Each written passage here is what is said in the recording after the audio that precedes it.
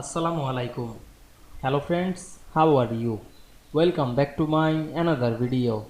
In this video, I am going to show you how to find matching data into Excel spreadsheet. Let's get started.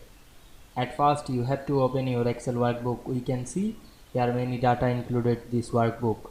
Now we want to find the matching text. At first, go to the home menu. Select the find and select drop down menu. Then choose the find option. Then we can see here open a find window. Then you can find any data. Now I am find a name. Now I am write Steve. Then click find next.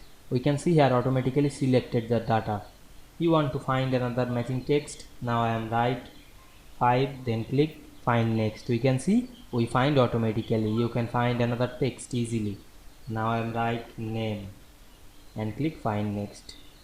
Now we can see we find matching data in Excel spreadsheet very easily. I hope you enjoyed my video.